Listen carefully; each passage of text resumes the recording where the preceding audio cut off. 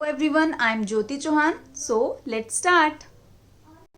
अगर आपने translation part 1 नहीं देखा है तो पहले आप ट्रांसलेशन पार्ट 1 प्रिपेयर कराइए। उसका लिंक मैं डिस्क्रिप्शन बॉक्स में दे दूंगी। उसके बाद ही आप पार्ट 2 स्टार्ट कराइएगा। पार्ट 1 में हमने ए और एन का यूज़ करना सिखाया था और बच्चे को हिंदी से इंग्लिश में ट्रांसलेट करना भी सिखाया था। अब आप बच्चे को क्या सिखाएंगे? अब आप सबसे पहले बच्चे को इन वर्ड्स की हिंदी याद कराएंगे। यस, कौन से वर्ड? आई मीन्स मैं, यू मीन्स तुम, ही का मीनिंग भी वह होता है और शी का मीनिंग भी वह होता है, लेकिन ही जो होता है वो बॉयज़ के लिए यूज़ होता है और शी जो होता है वो गर्ल के लिए यूज़ होता है। अब आप बच्चे को कैसे समझाएंगे कि दोनों वह का मीनिंग ही और शी है, लेकिन उसे कैसे पता चलेगा? तो आप उसे सेंटेंस से समझाएंगे। आप एग्जाम्पल देंगे कि बेटा वह खाता है। अब बताओ, खाता है हम किसके लिए यूज़ करते हैं, बॉय के लिए या गर्ल के लिए? तो बच्चा बोलेगा बॉय के लिए। तो जब ये बॉय की बात हो रही है तो हम यहाँ पर वह की इंग्लिश क्या लिखेंगे? ही। इसी तरह आप दूसरा एग्जाम्पल देंगे, वह खाती है। अब बताओ, खाती है कौन खाती है, गर्ल खाती है या बॉय खाती है? तो आपका बच्चा अपने आप बताएगा कि गर्ल। तो गर्ल खाती है, इट मीन्स यहाँ पर जो वह है वो गर्ल के लिए यूज़ हो रहा है। तो यहाँ पर वह की इंग्लिश आप क्या लिखोगे? शी। उसके बाद आप बताएंगे इट का मीनिंग यह है, दे का मीनिंग वे सब या वे, और वी मतलब हम। ये वाले जो वर्ड्स हैं 1 to 7 आपको टिप्स पर याद करा देने हैं बच्चों को। उसके बाद आपको डेली के 5 वर्ड बच्चे को अलग से लर्न करने के लिए देने हैं।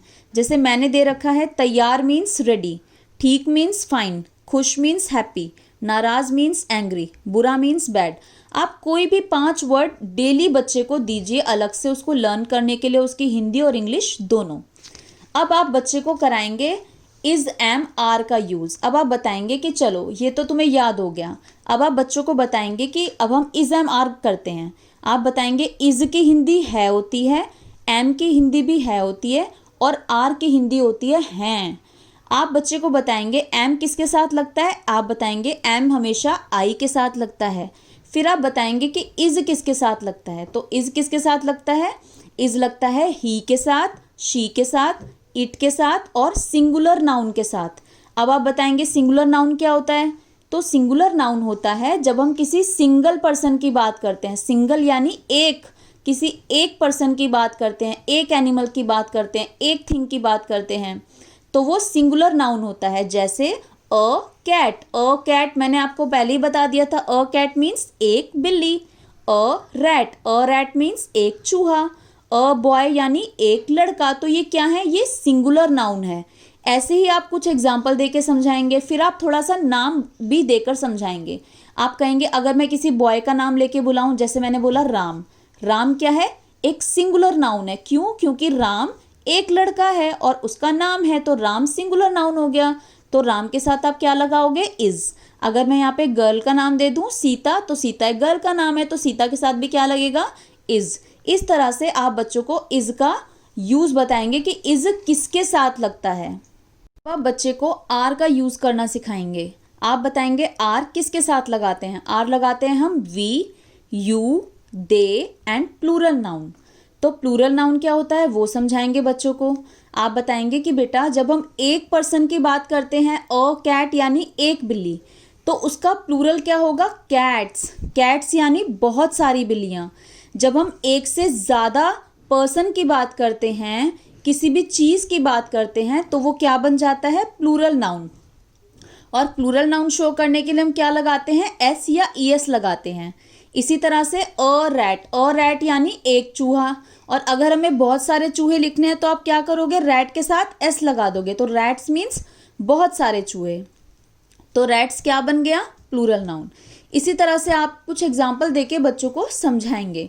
फिर आप बच्चों को नाम का एग्जाम्पल देके भी समझाएंगे। आप बताएंगे जैसे मैंने लिखा राम एंड सीता। अब यहाँ 2 पर्सन की बात हो रही है, 2 पर्सन की बात हो रही है, एक से ज्यादा है, तो एक से ज्यादा है तो उसके साथ क्या लगेगा? आर। ओके।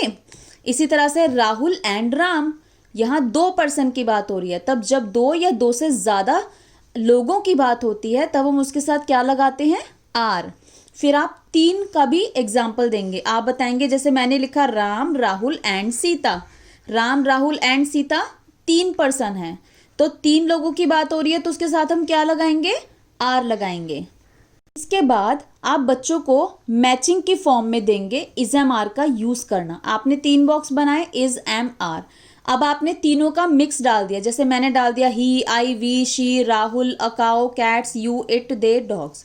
अब आप बच्चों को कहिए कि चलो मैच करो, ही किसके साथ मैच होगा, ही किसके साथ, ही के साथ क्या आता है, इज। बच्चा ही के साथ इज को मैच करेगा। आई के साथ क्या लगता है, एम, आई के साथ एम को बच्चा मैच करेगा। वी के साथ क्या लगता है, आर, वी के साथ आर को बच्चा मैच करेगा। इस तरह से आप बहुत सारे एग्जाम्पल देके बच्चों को मैचिंग में सिखाएंगे, इज एम आर का यूज करना सिखाएंगे। उसके बाद आप क्या करेंगे, फिर आप फिलअप्स की फॉर्म में देंगे इज एम आर का यूज। आपने लिख दिए कुछ आपने इस तरीके से, he, I, she, you, they, Ram and Rahul, a cow, it, we, she, a bat, dogs. अब आप कहेंगे चलो अब आप इसमें इज एम आर फिल करो, तो बच्चा करेगा, ही के साथ क्या लगता है, इज लगता है, आई के साथ क्या लगता है, एम लगता है, शी के साथ क्या लगता है, इज लगता है, यू के साथ क्या लगता है, आर लगता है। इस तरह से आप बच्चों को फिलअप्स की फॉर्म में देकर भी इज एम आर की प्रैक्टिस कराएंगे। उसके बाद आप देंगे circle, circle the correct word. आप कैसे कहेंगे, आपने इज लिखा स्क्वायर बॉक्स में और उसके बाद उसके नीचे लिख दिया आपने 6 वर्ड्स। अब आप कहेंगे चलो उस वर्ड को ढूंढ के सर्कल करो जिनके साथ इज आता है। अब बच्चा देखेगा सबसे पहला यू, यू के साथ क्या इज आता है, नो। नेक्स्ट शी के साथ इज आता है, यस, तो वो शी को सर्कल करेगा। देन इट के साथ इज आता है, यस, तो वो इट को भी सर्कल करेगा। देन ही के साथ इज आता है, यस, तो वो इसको भी सर्कल करेगा। इस तरह से दे के साथ नहीं आता, आई के साथ नहीं आता। इस तरह से आपको ये बॉक्स क्लाउड बनाना है। क्लाउड में इस तरह से इज लिखा, इसी तरह से आपको एम और आर की प्रैक्टिस करानी है। आप पहले इतना अच्छे से प्रिपेयर कराइए, इसके बाद आप बच्चों को क्या कराएंगे वो मैं आपको पार्ट 3 में प्रोवाइड करूंगी। आई होप आप लोगों को बहुत अच्छे से समझ आ गया होगा। Thank you, bye bye.